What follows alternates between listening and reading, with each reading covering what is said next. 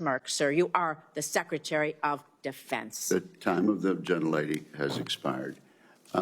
Senator Kelly.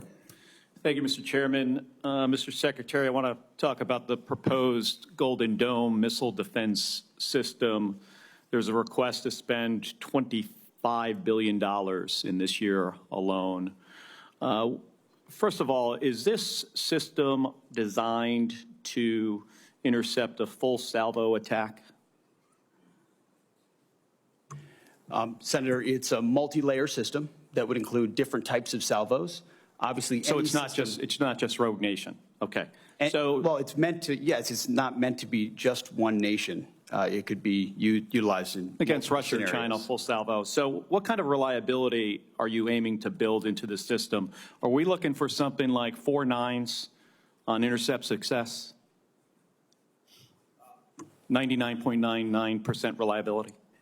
Obviously, you seek the highest possible. You begin with what you have and integrating those C2 networks and sensors, building up capabilities that are existing with an eye toward future capabilities that can come online as quickly as possible, not just ground-based, but space-based. So against future capability too. So do you believe that we can build a system that can intercept all incoming threats? You think we could build that system?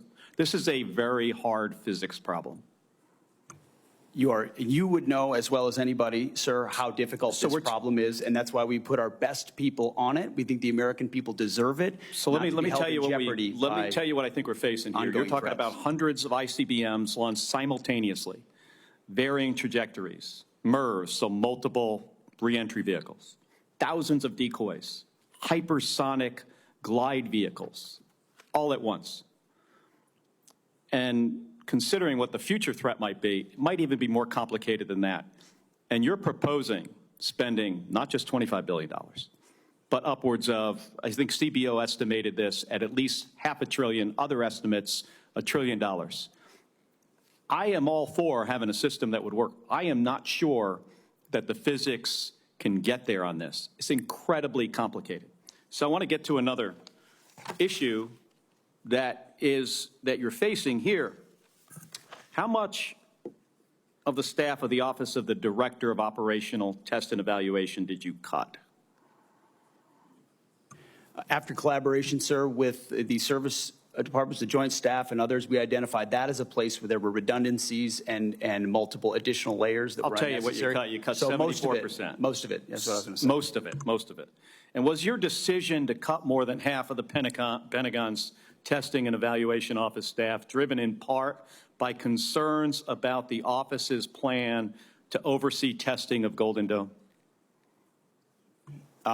The concerns were not specific to Golden Dome, sir. It was years and years of delays unnecessarily based on redundancies in the decision-making process that the services, COCOMs, and the Joint Staff, together with OSD, identified as a logjam that was not helping the process. To get the reliability we would need, you need something that's at 4 nines, 99.99% reliability, with all these challenges. And you cut the staff of the people who are going to make sure this thing works before we make it operational, before we give it to the warfighters. You got to go back and take a look at this. But I also strongly encourage you to put together before we spend $25 billion or $175 billion or $563 billion or $1 trillion, put together a group of people to figure out if the physics will work.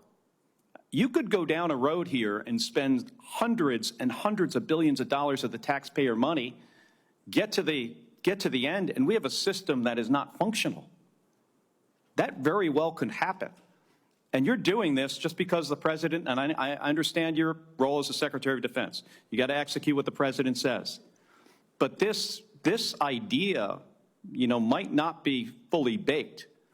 And you can get in front of it now and figure out and find out if you put the right physicists on this. And I'm not saying go to the big defense contractors.